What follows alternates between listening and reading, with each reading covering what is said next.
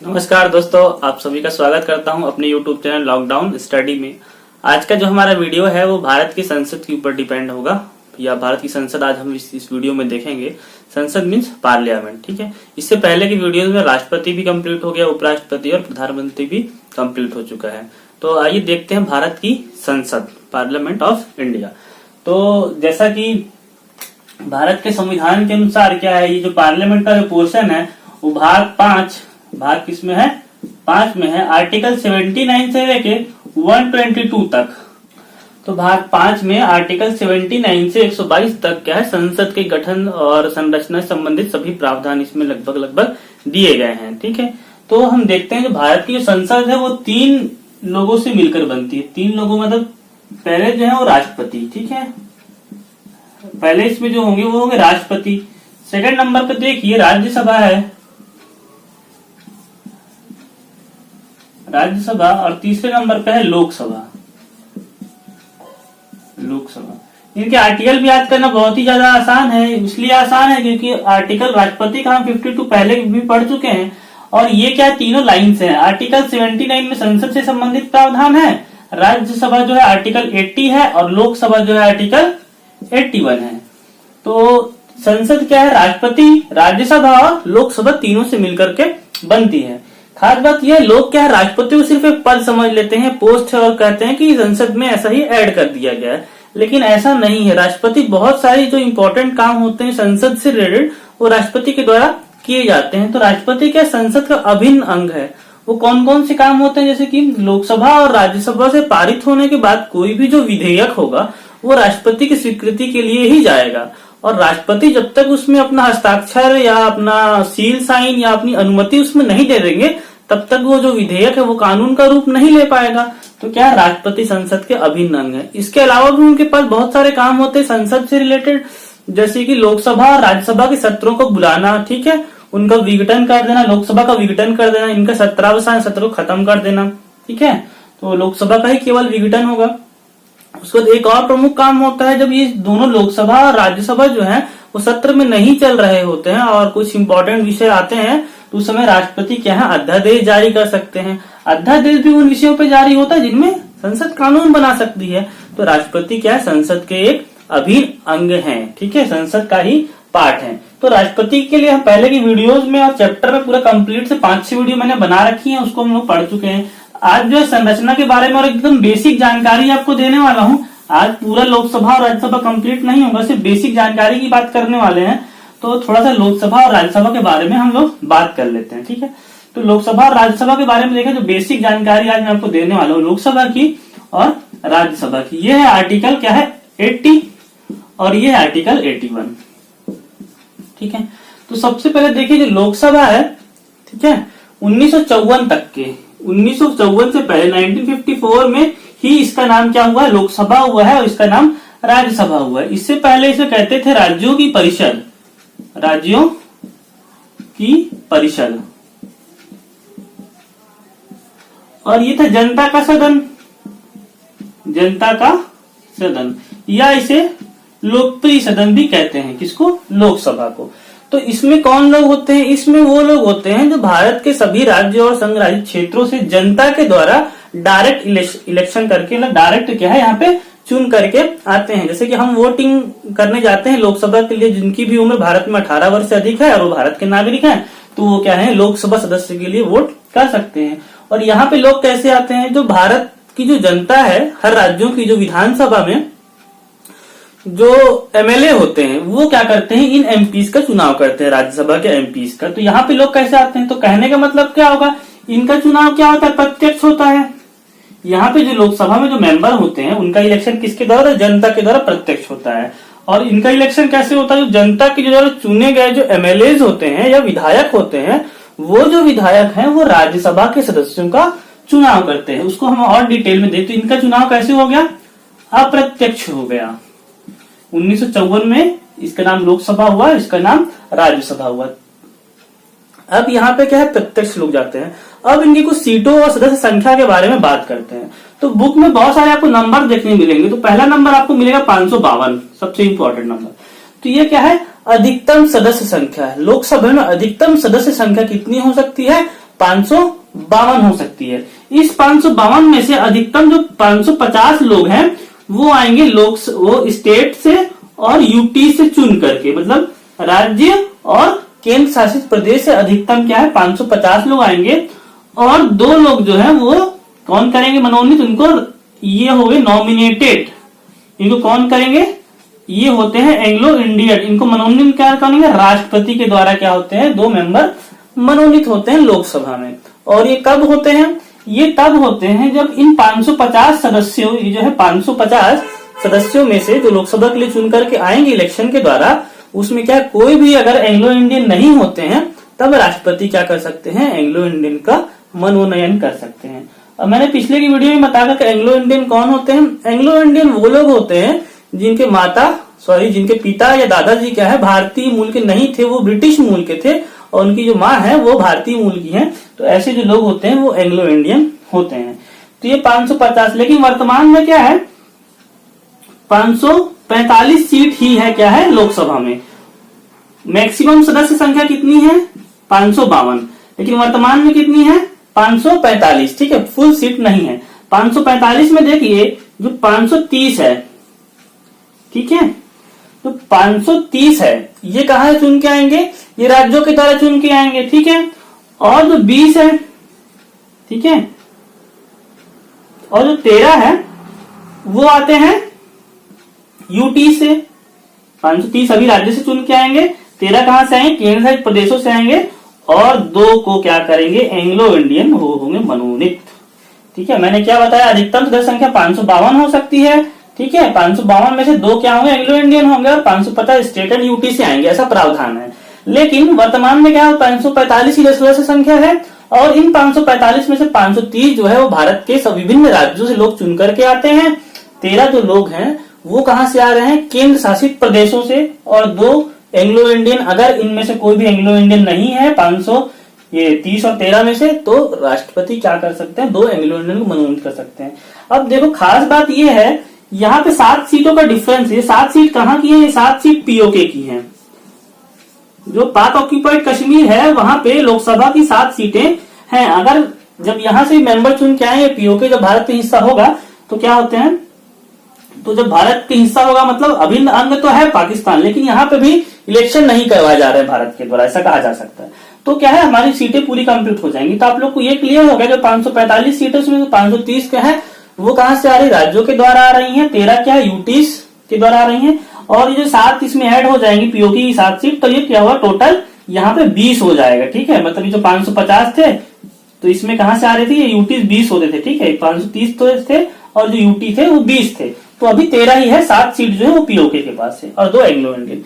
तो ये क्या है लोकसभा की सदस्य संख्या अधिकतम 552 है, वर्तमान में 545 सदस्य हैं, जिनमें से 530 सदस्य राज्यों के द्वारा आ रहे हैं, 13 संघ शासित प्रदेशों के द्वारा आ रहे हैं, और 2 कौन होते हैं वहां पे एंग्लो इंडियन होते हैं। नॉर्मली क्या है कोई ना कोई सदस्य ऐसे एंग्लो इंडियन चुन के नहीं आ पाते हैं, तो राष्ट्रपति क्या करते हैं उनको मनोनीत कर देते हैं। इससे क्या होता है जो भी सत्ताधारी दल होता है उसके 2 मेंबर क्या होते हैं उसके पक्ष में और बढ़ जाते हैं। ठीक है, तो ऐसा नॉर्मली किया जाता है। अब हम बात करते हैं राज्यसभा की। ये है सदस्य संख्या लोकसभा की, ठीक है, जो कि डायरेक्टली चुन के आएंगे और ये पूरे भारत का प्रतिनिधित्व कहां करेंगे, लोकसभा में करेंगे।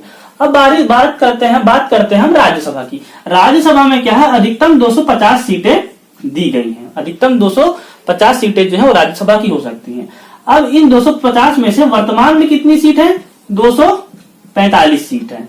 वर्तमान में कितनी सीट है राज्यसभा में, 245 सीट है। तो 245 सीटों में जो 229 सीटें हैं, ठीक है, 229 सीटें हैं वो किसके द्वारा है, राज्यों की विधानसभा से ये चुन करके आ रहे हैं। और 4 सीट जो हैं वो यूटी से चुन करके आ रहे हैं। यूटी मतलब यूनियन टेरिटरीज, केंद्र शासित प्रदेशों से। और इसी में से जो 12 लोग होते हैं वो क्या होते हैं, नॉमिनेटेड। ठीक है, जैसे यहाँ पे 2 एंग्लो इंडियन थे, ठीक है, तो यहाँ पे क्या है 12 क्या नॉमिनेटेड होंगे, एंग्लो इंडियन नहीं होंगे। ये भारतीय, ये भी क्या है भारतीय होते हैं, लेकिन ये क्या है विशेष क्षेत्र में क्या होता है, इनको विशेष अनुभव होता है। वो क्षेत्र कौन कौन से होते हैं, साहित्य, कला, विज्ञान और समाज सेवा।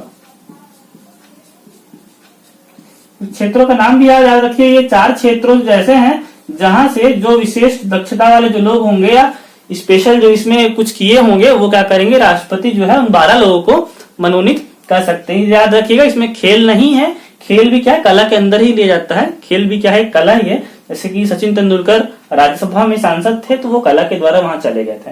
अब देखिए खास बात इसमें ये है कि यूटीज में अभी क्या है सिर्फ 4 सीटें हैं, जिसमें 3 दिल्ली के पास है और 1 पुदुचेरी के पास है। मतलब वहां पे विधानसभा है, वहां के जो एमएलए होते हैं वो इन 4 सीटों के लिए चुनाव करते हैं। ठीक है, 229 कहां से आएंगे, 29 4 कितना हो गया 33 और ये 12 45। तो इस प्रकार से क्या राज्यसभा के सदस्यों का गठन होता है। स्टार्टिंग में ऐसा कहा गया था कि ये जो 500 ये है 550, इसको भी ऐसे क्या 238 प्लस 12 आप लोग लिख सकते हैं। मैक्सिमम अगर बोला जाए तो मैक्सिमम 238 हो सकती है और प्लस 12 क्या रहेंगे वो नॉमिनेटेड रहेंगे, लेकिन वर्तमान में 245 है।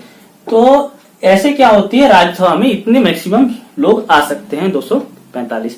अब इसके बाद थोड़ा सा और देखते हैं, होप सो आपको इस 10 संख्या क्लियर होगी कैसे कैसे चुन के आते हैं। बहुत सारे नंबर आपको देखने को मिलेंगे, बिल्कुल भी क्या है कंफ्यूज इसमें नहीं होना है। तो आइए दोस्तों आगे देखते हैं। अभी मैं क्या है एकदम बेसिक जानकारी दे रहा हूँ राज्यसभा के लिए और लोकसभा के लिए मैं अलग से वीडियो बनाऊंगा। अभी संसद के संबंध में हो रहा है और थोड़ी सी बेसिक जानकारी दे रहा हूँ। ठीक है, तो जनतक सदन हो गया, हम लोगों ने देखा इनका चुनाव लोकसभा का प्रत्यक्ष होता है और राज्यसभा क्या होता है अप्रत्यक्ष होता है। अप्रत्यक्ष मतलब जनता के द्वारा ये जो होते हैं वो डायरेक्टली नहीं चुने जाते। जनता के द्वारा जो एमएलए होते हैं वो एमएलए क्या होता है राज्यसभा के एमपीज को चुनते हैं। ठीक है, अब देखो जब पहली बार लोकसभा का गठन हुआ 1952 में, ठीक है 1952 में मई में इसकी बैठक हुई, मार्च अप्रैल में से गठन हुआ था। तो जो पहले अध्यक्ष थे वो जीवी कौन थे, मावलंकर। उस समय 480 या 490 के आसपास की सदस्य संख्या थी। तो इतने सदस्य होते हैं लगभग 500 सदस्य एक बड़े से हॉल में बैठेंगे, तो उनको संचालन करने के लिए लोकसभा की कार्यवाही को संचालन करने के लिए एक अध्यक्ष की जरूरत होती है। तो गणेश वासुदेव मावलंकर जो थे वो क्या थे लोकसभा के प्रथम अध्यक्ष थे। अध्यक्ष को हम क्या कहेंगे, स्पीकर। ठीक है, अध्यक्ष जो थे वो जीवी मावलंकर थे। इसके बाद क्या हुआ, जब राज्यसभा की बात हुई, जब पहली बार राज्यसभा का गठन हुआ 1952 में, ठीक है, तो इनके अध्यक्ष कौन होते हैं, जो भारत के उपराष्ट्रपति होते हैं वो क्या होते हैं राज्यसभा के अध्यक्ष होते हैं। तो राज्यसभा में अध्यक्ष शब्द के लिए इस्तेमाल ना करके हम सभापति शब्द का इस्तेमाल करेंगे। राज्यसभा के जो सभापति होते हैं वो जो भारत के जो होते हैं उपराष्ट्रपति।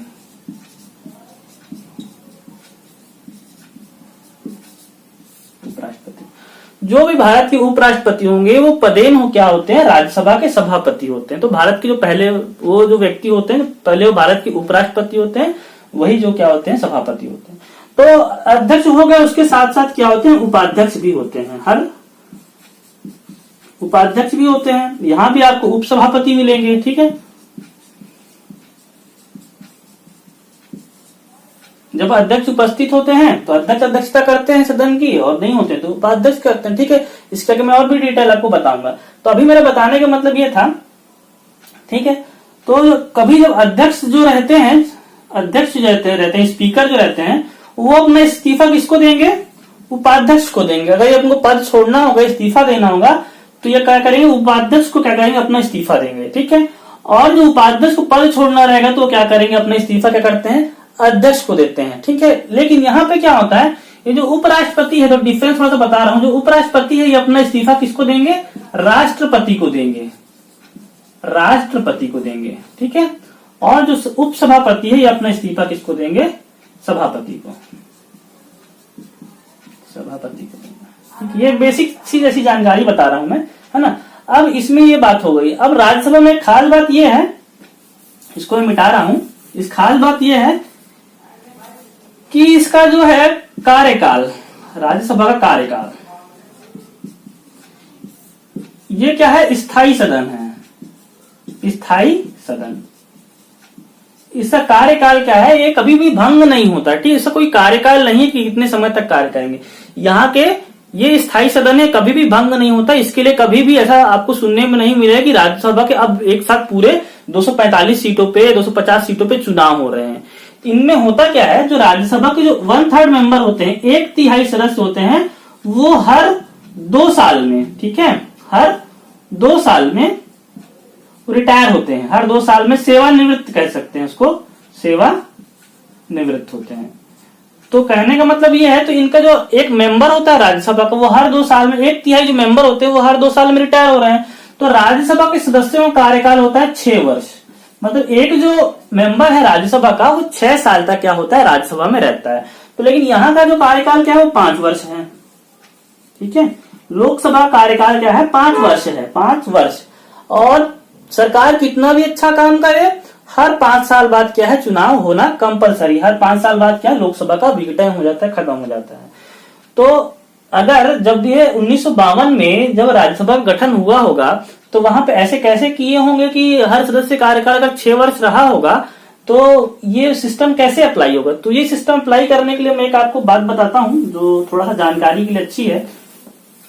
ठीक है, तो जब स्टार्टिंग में क्या हुआ था, 1952 में जब राज्यसभा गठन हुआ था, तो राष्ट्रपति ने क्या किया था, राष्ट्रपति को एक पावर थी। ठीक है, तो वो पावर में क्या था उनके पास कि वो 1/3 सदस्य क्या कर सकते थे, हर 2 साल बाद लॉटरी निकाल करके उनको सेवानिवृत्त कर देते थे। जैसे कि मैं एग्जांपल दूं, जैसे कि राज्यसभा है, ठीक है, इसमें क्या मान लो 300 मेंबर हैं, राज्यसभा में मान लो 300 मेंबर है। तो 1952 में जब राज्यसभा का गठन हुआ, तो फिर क्या हुआ, जब 1954 आया, 1954 तो इसके 1/3 मेंबर कितना, मतलब 100 जो मेंबर हो गए, 1/3 मेंबर मतलब 100 मेंबर को एक लॉट सिस्टम होता है, चिट निकालने वाली पद्धति होती है। तो उसमें 1/3 सदस्य को चिट, पूरे सदस्यों को चिट डाली गई थी, उसमें 1/3 सदस्यों को चिट निकाल करके ये 100 लोगों को क्या कर दिया गया, सेवानिवृत्त कर दिया 1954 में। और इसके जगह 100 मेंबर और इसमें आ गए, तो फिर से 300 हो गए। ठीक है, उसके बाद 1956 में जो रिमेनिंग 200 थे, उनमें से क्या कर दिए गए, वो उनमें से जो 100 लोग हैं वो 1956 में चिट निकाल के बाहर कर दिए गए। उनकी जगह क्या फिर नए मेंबर आ गए। फिर 1958 जब आया, ठीक है, 1958 आया, तो 1952 में जो मेंबर थे उसमें 100 बचे थे 300 में से, तो उनका तो 1952 के बाद 6 साल कंप्लीट हो गया। तो ऑलरेडी क्या है, उनका कार्यकाल लगभग पूरा हो गया। तो क्या वो 2 बार स्टार्टिंग में ऐसा पद्धति को लागू करने के लिए स्टार्टिंग में 2 बार क्या करना पड़ा था, लॉट निकालना पड़ा था राष्ट्रपति के द्वारा, राष्ट्रपति की शक्ति थी। और इनको 2 साल में, और स्टार्टिंग के 1/3 सदस्य को 4 साल में, 1/3 सदस्य स्टार्टिंग के जो थे वो 2 साल में रिटायर हो गए, उसके बाद जो 1/3 बचे थे वो 4 साल में रिटायर हो गए। और इनको क्या करना पड़ा, इनके लिए तो वो लॉट निकालना ही नहीं पड़ा, इनके लिए तो क्या है, ऑलरेडी 6 साल पूरे हो गए। उसके बाद जो यहाँ पे सदस्य भर गए 54 में, उसके बाद वो क्या हुए, वो 6 साल तक थे, और क्या है वो 6 साल बाद ऐसे रिटायर होते चलते हैं। तो राज्यों के पास जितनी भी सीट्स होती हैं वो एक साथ चुनाव नहीं होते, जो सीट्स खाली होने वाली होती है सिर्फ उन्हीं के लिए क्या है, सदस्य पहले से चुन लिए जाते हैं। ठीक है, तो ये थी लॉट सिस्टम था, और स्टार्टिंग में ये। तो लोकसभा के जो सदस्य होते हैं उनकी आयु कितनी होनी चाहिए, उनकी आयु होनी चाहिए 25 वर्ष। मतलब जो व्यक्ति 25 वर्ष का है वो लोकसभा का चुनाव लड़ सकता है। लेकिन यहाँ पे क्या होती है आयु, यहाँ पे होती है 30 वर्ष। मतलब राज्यसभा के सदस्य बनने के लिए आपको मिनिमम 30 वर्ष का होना चाहिए। ठीक है, और एक चीज और खास बात ध्यान रखना, उपसभापति, उपराष्ट्रपति होते हैं या सभापति होते हैं, ये राज्यसभा के क्या है, सदस्य नहीं होते हैं। इनकी आयु कितनी होती है, 35 वर्ष होती है। ठीक है, 35 वर्ष होती है। तो ये थे क्या लोकसभा और राज्यसभा में बेसिक डिफरेंस। और मैं क्या है आगे की जो वीडियोस आएंगी मेरी, उसमें क्या सेपरेट लोकसभा की अलग बनाऊंगा और राज्यसभा के लिए अलग बनाऊंगा। ठीक है, उसमें धन विधेयक कैसे पारित होता है, वित्त विधेयक कैसे पारित होता है, संसद के पास, इसके पास क्या विशेष शक्ति है, इसके पास क्या विशेष शक्ति है। लोकसभा तो बेसिक क्या था, संसद का था, उसके संगठन के बारे में बता दी, थोड़ा सा मेंबर्स के बारे में कैसे कैसे जीत के आते हैं। तो संसद में बिल्कुल आप लोग याद रखिए, लोकसभा, राज्यसभा और राष्ट्रपति तीनों मिलकर के बनाते हैं। और ये आर्टिकल बिल्कुल आसान है, 79, 80 और 81। इसको ऐसे भी आप लोग याद कर सकते हैं। लोग 80 ये उल्टा हो गया है शायद, है ना, ये उल्टा हो गया है। लोकसभा का आर्टिकल क्या है, 81 है, मैंने डबल दोबारा लिखा तो ये उल्टा हो गया। पहले राज्यसभा आता है, फिर क्या आता है, फिर लोकसभा आता है। ठीक है, तो आगे हम अगले जो वीडियो होगी उसमें हम देखेंगे कि लोकसभा और राज्यसभा को अलग अलग पढ़ेंगे, और राज्यसभा की अलग वीडियो आएगी और लोकसभा के लिए अलग वीडियो आएगी। ठीक है, आज आपको ये वीडियो और ये जानकारी अच्छी लगी हो तो वीडियो को लाइक कीजिए, हमारे चैनल को सब्सक्राइब कर लीजिए, जिससे आपको आगे की वीडियो लगातार मिलती रहे। बेल आइकन को भी आप प्रेस कर सकते हैं, और अपने फ्रेंड सर्कल में हमारा वीडियो क्या है आप बिल्कुल शेयर कीजिए। तो मिलते हैं नेक्स्ट वीडियो में, जिसमें लोकसभा या राज्यसभा के बारे में कोई भी एक सेशन को मैंने डिटेल में डिस्क्राइब करूंगा। ओके, आज के लिए थैंक यू।